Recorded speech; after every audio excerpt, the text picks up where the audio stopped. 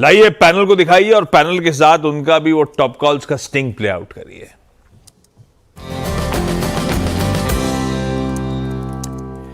Sachin ji good morning, आपकी trade.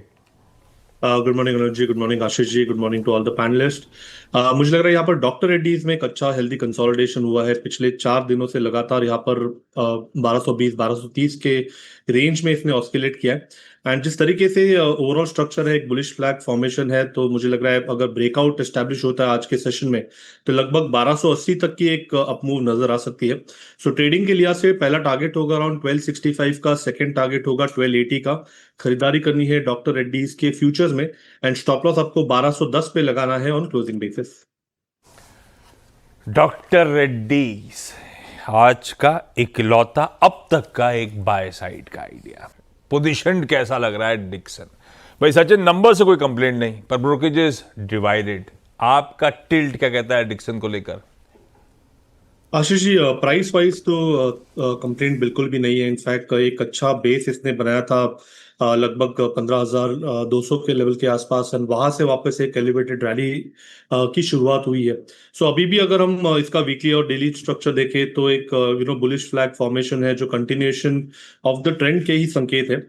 Immediate basis पे options के लिहाज से 17,000 के आसपास एक जरूर हर्डल है, बट जिस तरीके से ओवरऑल प्राइस डेवलप हो रही है, प्लस जिस तरीके से इसे इंडिकेटर्स प्लेस्ड है, मुझे लग रहा है जल्दी ये स्टॉक 18,300 से लेके 19,000 के रेंज को भी छू लेगा।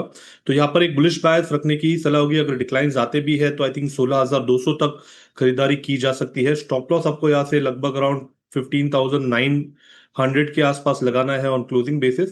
एंड यहाँ पर बायस तो पॉजिटिव ही है, तो डिक्लाइंस पे भी खरीदारी करने की ही सलाह होगी। ओके, डिक्लाइंस पे खरीदारी करने की सलाह होगी डिक्सन टेक में। चलिए, ओएनजीसी में थोड़ी सी स्ट्रेंथ रही है इस हफ्ते। ओएनजीसी पर सचिन क्या व्यू रहेगा आपका? अनुज जी, मुझे लग रहा है यहाँ पर एक ब्रेकआउट लेवल के आसपास ट्रेंड हो रहा है, तो मुझे लग रहा है बायस थोड़ा सा पॉजिटिव ही रखना चाहिए। 247 काफी इंपॉर्टेंट सपोर्ट होगा। अगर ये पर्टिकुलर सपोर्ट ब्रीच हो जाता है तो ही थोड़ा सा ट्रेंड में बदलाव होगा। एल्स मुझे लग रहा है यहाँ पर एक कंटिन्यूएशन मूव होगी अराउंड 265 270 तक की। ओके, तो यहाँ पे ओएनजीसी क्रूड के पुल बैक आई थिंक 251, अगर ये 1% ऊपर है, 2 रुपये की तेज़ी है यहाँ पर, तो आज ओएनजीसी जो है वो खुल रहा है अपने 200 डे एक्सपोनेंशियल मूविंग एवरेज के ऊपर। और ये घटना, ये मतलब ये ओपनिंग पहली बार 17 जनवरी के बाद अबाव 200 डे में ओएनजीसी। एक बार ब्रेंट क्रूड ब्रेकेगा स्क्रीन पे। सचिन जी, आपने क्या पिक किया क्विक सिंगल्स में? आप म्यूट पर हैं सचिन। जी, डिस्क्लोजर होगा कि हमने हमारे क्लाइंट्स को रिकमेंडेशन अभी अभी दी है। मुझे लग रहा है टोरेंट फार्मा में भी एक काफी कॉन्फिडेंट ब्रेकआउट हुआ है। 3300 का हर्डल इसने काफी कॉन्फिडेंटली पार किया है। सो जिस तरीके से डेटा है, लगभग 3440 तक की हेडरूम यहाँ पर अवेलेबल है। सो यहाँ पर मोमेंटम चेस करने की सलाह होगी 3290 के स्टॉप लॉस के साथ टोरेंट फार्मा के फ्यूचर्स में।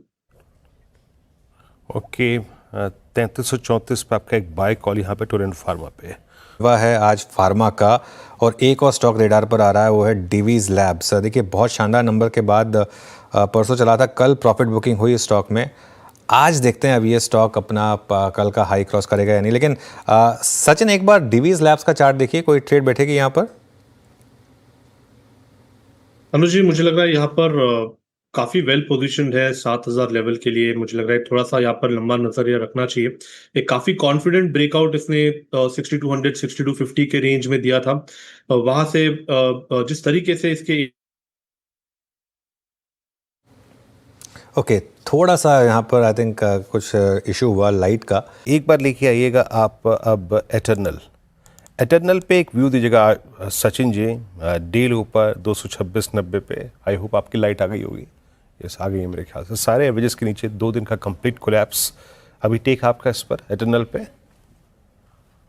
वीरेंद्र जी, मुझे लग रहा है थोड़ा सा यहाँ पर कॉशियस रहना चाहिए। ट्रेंड में कोई मेजर बदलाव नहीं है, बट जिस तरीके से पिछले 2 हफ्ते का डेटा है, यहाँ पर एक रेंज बाउंड मूवमेंट हो सकती है। सो 240 से लेके 220 ये पर्टिकुलर रेंज यहाँ पर एग्जिबिट हुई है, तो मुझे लग रहा है थोड़ा सा साइडवेज कंसोलिडेशन जोन में स्टॉक है। तो इसीलिए यहाँ पर कोई भी फ्रेश ट्रेड सेटअप लेने के लिए मैं थोड़ा सा अवॉइड करूंगा। एंड एक बार ब्रेकआउट होने के बाद ही मुझे लग रहा है एक डायरेक्शनल मूव यहाँ पर अनफोल्ड होगी, तो फिलहाल तो साइडवेज है, तो अवॉइड करें। फिलहाल साइडवेज हैं तो अवॉइड करें। मीनवाइल सचिन, डॉक्टर रेड्डीज पे आपका टारगेट क्या था, जो सुबह की टॉप कॉल्स वाला टारगेट था? मुझे लग रहा है यहाँ पर 1265 से लेके 1280 तक की हेडरूम अवेलेबल है, तो मुझे लग रहा है अभी भी यहाँ पर मोमेंटम चेस करना चाहिए। इनफैक्ट ओपनिंग इसकी काफी कॉन्फिडेंट हुई है। 1240 का एक हर्डल था वो जो इसने ओपनिंग में ही पार किया है। तो मुझे लग रहा है यहाँ पर एक फ्रेश स्टॉप लॉस लगाना चाहिए अराउंड 1238 पे on a closing basis, and momentum को चेस करने की सलाह होगी 1280 के टारगेट के लिए। डिस्क्लोजर होगा कि हमने हमारे क्लाइंट्स को भी ये रिकमेंडेशन अभी दी। ओके, तो चलिए ये इस समय आपके लिए डॉक्टर रेड्डीज पर एक व्यू। सचिन जी के पास एक मीनवाइल ट्रेड है। सचिन जी क्या पिक कर रहे हैं आप? मारुति तो नहीं है? वीरेंद्र जी, यहाँ पर एल्केम में मुझे लग रहा है पिछले 3 दिनों का अगर हम डेटा देखें तो भले प्राइस एक्शन थोड़ी सी सबड्यूट थी, बट जिस तरीके से इसका डेटा शेपअप हो रहा था, मुझे लग रहा है 5300 के आसपास इसने एक अच्छा बेस बना दिया था। एंड इसके डेली चार्ट के एडीएक्स पे अभी अभी एक फ्रेश ब्रेकआउट हुआ है, तो मुझे लग रहा है यहाँ पर भी जिस तरीके से मोमेंटम है, मुझे लग रहा है वो एक्सटेंड होना चाहिए। ऑन द हायर साइड लगभग अराउंड 5560 से लेके 5600 तक की हेडरूम अवेलेबल है, तो यहाँ पर एल्केम के फ्यूचर्स में खरीदारी करने की सलाह होगी। स्टॉप लॉस आपको 5345 पे लगाना है on closing basis, and fresh long addition करने हैं एल्केम के फ्यूचर्स में। कि मीनवाइल अच्छा मोमेंटम है। एक बार तीतागढ़ लेकर आएंगे जरा। पिछले हफ्ते का स्टॉक ऑफ द वीक था, कल करेक्ट हुआ था ये, आज सुबह बैंड से बाहर आया। थोड़ा सा यहाँ पर अब वापस मोमेंटम बन रहा है। सचिन जी, अगर कोई हाई रिस्क टेकर हो, यहाँ पर कोई ट्रेड होगा क्या तीतागढ़ में? अनुज जी, काफी कॉन्फिडेंट बेस इसने एग्जिबिट किया है 650 के आसपास। वहां पर एक मेजर डबल बॉटम फॉर्मेशन का कंफर्मेशन आया है, तो ट्रेंड में तो बदलाव ऑलरेडी हो चुका है। एंड मुझे लग रहा है मोमेंटम के लिहाज से भी इसका जो 200 डे एक्सपोनेंशियल मूविंग एवरेज है वो लगभग अराउंड 970 के आसपास प्लेस्ड है, तो आई थिंक ये करंट मोमेंटम 970 980 तक तो मिनिमम एक्सटेंड होना चाहिए। पोजिशनली मुझे लग रहा है 1150 तक की एक रैली बन सकती है काउंटर में, तो मुझे लग रहा है यहाँ पर अभी भी लॉन्ग पोजीशंस ऐड करने में कोई हर्ज नहीं है। एक अच्छा बेस यहाँ पर नजर आया है लगभग अराउंड 840 से लेके 850 के जोन में, सो आई थिंक यहाँ पर 845 के स्टॉप लॉस के साथ यहाँ पर फ्रेश लॉन्ग पोजीशंस भी ऐड किए जा सकते हैं। पहला टारगेट होगा अराउंड 970 का, सेकंड टारगेट होगा अराउंड 1100 का। जी हाँ, और मैं बताऊं, मैं यहाँ पे सचिन जी के पास एक ट्रेड है। सचिन, क्या पिक कर रहे हैं आप? Virendra ji, in fact HDFC bank का मुझे सेटअप इंटरेस्टिंग लग रहा है।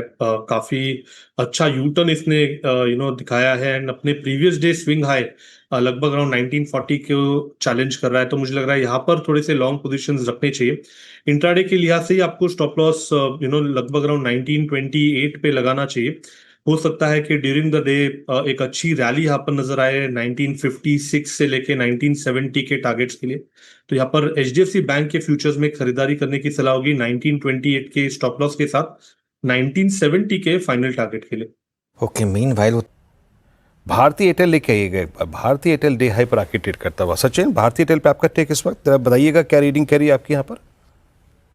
वीरेंद्र जी, मुझे लग रहा है काफी इंटरेस्टिंग जंक्शन है। 1800 के आसपास काफी कॉन्फिडेंट बेस इसने एग्जिबिट किया था, एंड 30 मिनट्स पे एक जो डिक्लाइनिंग वेज या फॉलिंग वेज फॉर्मेशन है, मुझे लग रहा है वो मैच्योर हो चुका है, तो एक रिवर्सल के कगार पे ही है, तो मुझे लग रहा है यहाँ पर लॉन्ग पोजीशंस बनाने में कोई हर्ज नहीं है। 1810 के 1812 के छोटे से स्टॉप लॉस के साथ यहाँ पर लॉन्ग चेस करने की सलाह होगी। हो सकता है कि 1865 तक एक अच्छी रैली इस पर्टिकुलर स्टॉक में नजर आए, तो खरीदारी करने की सलाह होगी भारतीय एयरटेल के फ्यूचर्स में। ओके, अच्छा एक काम करिए, एक बार यहाँ समेटने का समय आया। आशीष भेती जी और प्रशांत सावंत जी हमारे साथ अगले शो में कंटिन्यू करने वाले हैं। उसके अलावा गाबा सर, मानस जी, सचिन जी, संजीव जी, बहुत बहुत शुक्रिया। अब मैं और बीरू वापस लौटते हैं इस छोटे से ब्रेक के बाद 10 के दमदार ट्रेड्स में।